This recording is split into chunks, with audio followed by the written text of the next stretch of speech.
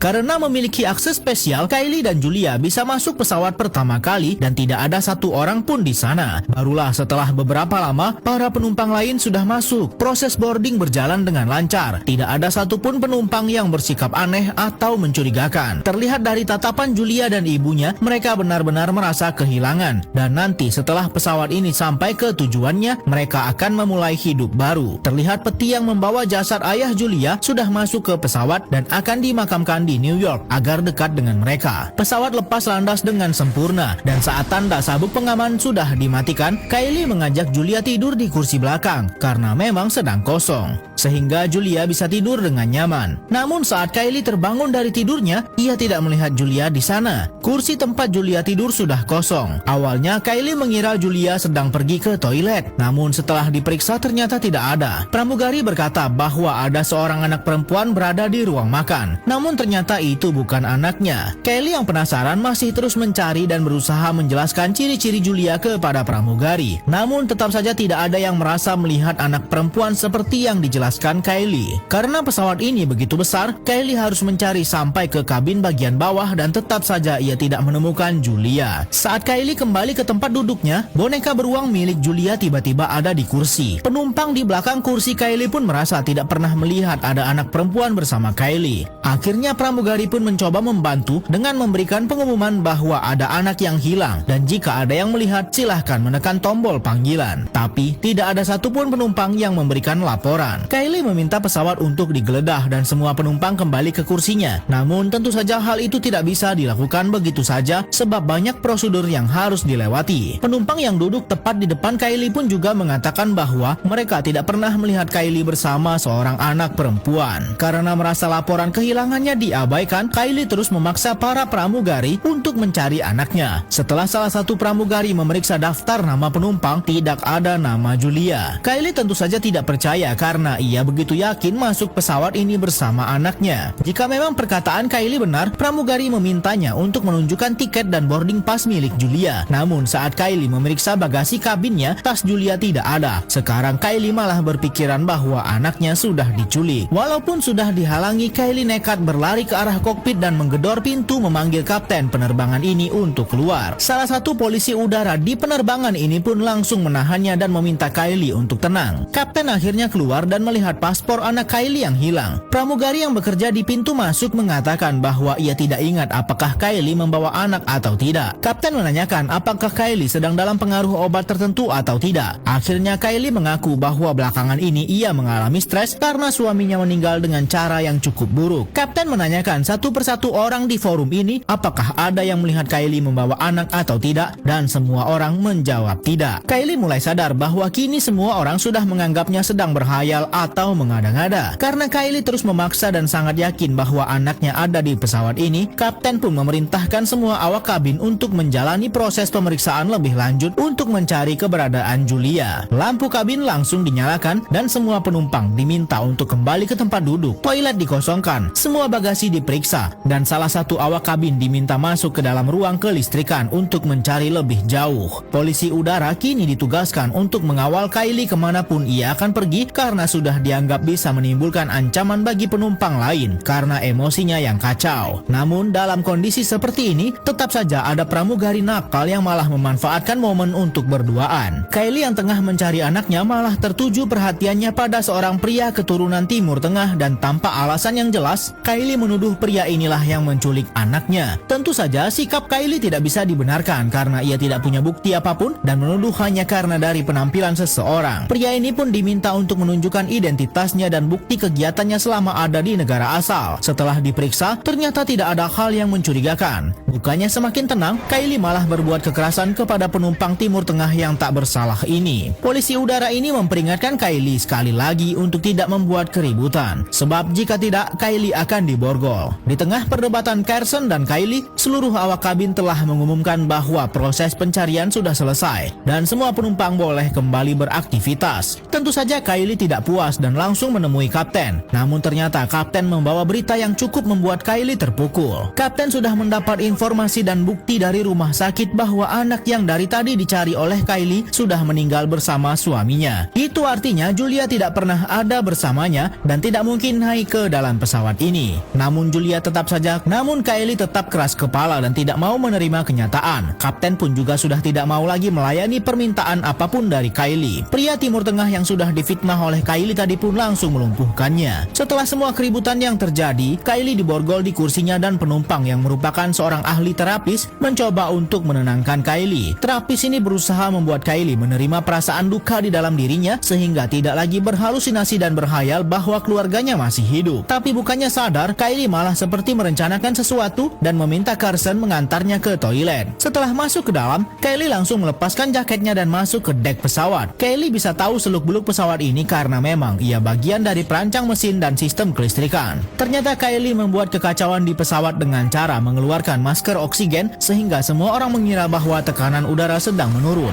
Lalu Kylie juga merusak sistem kelistrikan pesawat. Saat situasi sudah sangat rusuh dan tak terkendali, diam-diam Kylie menyelinap ke ruang bagasi untuk mencari anaknya. Kapten keluar dari kokpit dan mengatakan bahwa tidak terjadi masalah apapun di pesawat. Carson baru sadar kalau Kylie tidak ada lagi di dalam toilet. Kylie berteriak memanggil nama anaknya dan yakin Julia disembunyikan di sini. Bahkan ia merusak salah satu mobil milik penumpang, padahal Julia tidak ada di dalam sana. Kylie sudah benar-benar kehilangan akal sehatnya. Bahkan ia sampai membongkar peti suaminya yang juga dibawa bersama pesawat ini. Namun semua perbuatan Kylie sudah ketahuan oleh polisi udara yang ditugaskan untuk mengawalnya. Carson kali ini tidak akan membiarkan Kylie membahayakan penerbangan ini lagi dan ia dibawa kembali ke tempat duduknya. Semua penumpang pun kini jadi menyoraki dan mengejek Kylie gila. Sebab kapten penerbangan ini sudah menjelaskan bahwa anaknya sudah meninggal dan tidak ada di dalam pesawat. Carson juga menjelaskan bahwa saat ini pesawat akan mendarat darurat dan Kylie akan ditahan karena perbuatannya. Namun Carson tiba-tiba memanggil seorang pramugari untuk menjaga Kylie sebentar. Sikapnya seketika berubah menjadi sangat mencurigakan. Carson menutup semua tirai dan masuk ke dalam bagasi. Lalu Carson membongkar penutup peti jenazah suami Kylie. Ternyata Carson menyimpan beberapa bahan peledak dan juga pemantiknya di dalam sana. Ia sengaja menyembunyikannya di dalam peti agar tidak melewati X-ray. Peledak itu dipasang di dekat Julia, anak yang dari tadi dicari oleh Kylie. Carson lah pelaku penculikan anak Kylie. Bahkan ia juga akan meledakkan pesawat ini. Carson langsung menemui kapten dan mengatakan bahwa Kylie meminta uang tebusan 15 miliar dan menfitnah bahwa Kylie sudah menyusupkan peledak di peti mati suaminya. Padahal itu semua ulahnya. Carson sudah merencanakan kejahatan ini dengan sangat matang. Ia sudah bekerja sama dengan seorang pramugari untuk menghapus nama Julia dari pesawat sehingga semua orang yakin bahwa Kylie sudah berhalusinasi membawa anaknya ke pesawat. Bahkan mereka juga sudah membuat surat kematian palsu dengan atas nama Julia. Kylie ternyata tidak gila, tidak halu dan tidak berhayal. Kapten pun sudah meminta maskapai untuk memberikan saja uang tebusan yang diminta oleh Kylie. Padahal uang itu dikirim ke rekening Carson. Polisi udara yang malah membajak pesawat ini. Pendaratan darurat pun harus dilakukan dan informasi pembajakan pesawat sudah disampaikan kepada tim FBI dan pihak keamanan lainnya. Semua penumpang diminta untuk turun dari pesawat dan Kylie dibiarkan tinggal seorang diri. Ternyata Carson sudah merencanakan ini. Ia bilang kepada kapten bahwa Kylie ingin mencari anaknya sekali lagi. Tentu saja kapten akan memenuhi semua permintaan Kylie karena yang kapten tahu bahwa Kylie sudah membajak pesawat ini dan memasang peledak di pesawatnya sehingga kapten tidak bisa berbuat apa-apa lagi. Kylie semakin bingung saat kapten mengatakan bahwa uangnya sudah dikirim. Karena takut kejahatannya terbongkar, Carson juga ingin pergi begitu saja dari pesawat ini. Disinilah Kylie mulai sadar bahwa ada keanehan dan ia meminta Carson untuk tidak pergi dan tetap bersamanya di dalam pesawat. Setelah semua awak kabin turun termasuk kapten, Carson langsung menutup pintu pesawat dan Kylie langsung menyerangnya. Setelah digeledah, Kylie menemukan pemantik bom yang sudah dipasang di dalam pesawat dan Kylie semakin yakin bahwa Carson lah pelaku penculikan anaknya. Namun ternyata Carson masih membawa sebuah pistol sehingga Kylie harus menyelamatkan dirinya terlebih dahulu. Karena ia tahu seluk-beluk pesawat ini, Kylie bisa mengelabui Carson untuk masuk ke dalam bagasi pesawat. Carson sudah mengejar ke arah yang salah dan pramugari yang bekerja sama dengan Carson mencoba menahan Kylie. Namun satu pukulan langsung dilesatkan Kylie tepat di wajah pramugari itu sampai ia kena mental lalu kabur meninggalkan Carson. Kylie akhirnya berhasil menemukan anaknya yang disekap. Namun saat akan membawanya keluar, Carson sudah ada ada di sana. Kylie mencoba mengajaknya bermain petak umpet. Carson dibiarkan masuk ke dalam ruang kendali dan Kylie langsung bersembunyi di salah satu ruangan yang ia tahu bahwa ruangan itu tahan terhadap ledakan. Setelah Carson terpancing ke tempat yang dipasang bom, Kylie langsung meledakkannya dan membiarkan Carson terkena bom yang ia pasang sendiri.